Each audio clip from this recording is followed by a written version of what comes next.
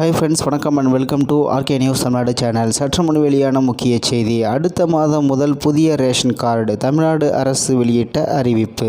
செய்தியை முழுமையாக கேட்குறதுக்கு முன்னாடி நம்ம சேனலை சப்ஸ்கிரைப் பண்ணலாம். சப்ஸ்கிரைப் பண்ணிக்கோங்க, மறக்காமல் பெல் பட்டனை கிளிக் பண்ணிக்கோங்க. அப்போ தான் நம்மளுடைய அப்டேட்டட் நியூஸ் உங்களுக்கு உடனுக்குடன் வந்து சேரும். ரேஷன் கடைகள் மூலம் மகளிர் உரிமை தொகை, பொங்கல் பரிசு தொகுப்பு போன்ற நிதி உதவிகள் வழங்கப்பட்டு வருகிறது. இதனால் நிறைய பேர் புதிதாக ரேஷன் கார்டுக்கு விண்ணப்பித்து வருகின்றனர். இந்த நியாய விலை கடைகளின் மூலமாக மக்களின் அத்தியாவசிய தேவைகளான அரிசி, சர்க்கரை, மண்ணெண்ணெய், கோதுமை, பருப்பு, சமையல் எண்ணெய் உள்ளிட்ட பொருட்கள் வழங்கப்படுகின்றன.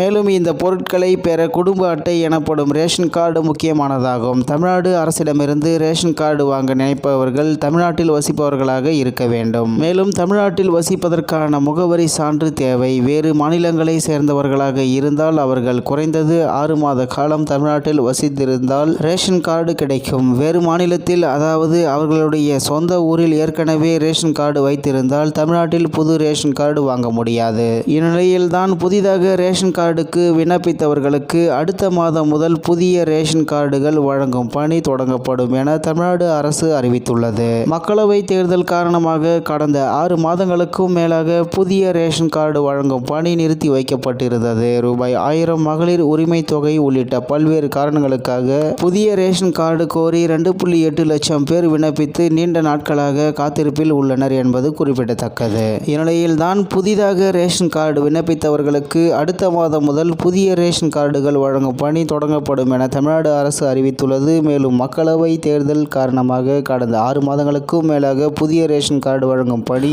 நிறுத்தி வைக்கப்பட்டிருந்தது என்பது குறிப்பிடத்தக்கது. இத்துடன் இன்றைய முக்கிய செய்தி நிறைவு பெறுகிறது. மேலும் இது போன்ற செய்திகளை உடனுக்குடன் தெரிந்து கொள்ள ஆர்கே நியூஸ் தமிழ்நாடு சேனலுடன் இணைந்திருங்கள். நன்றி, வணக்கம்.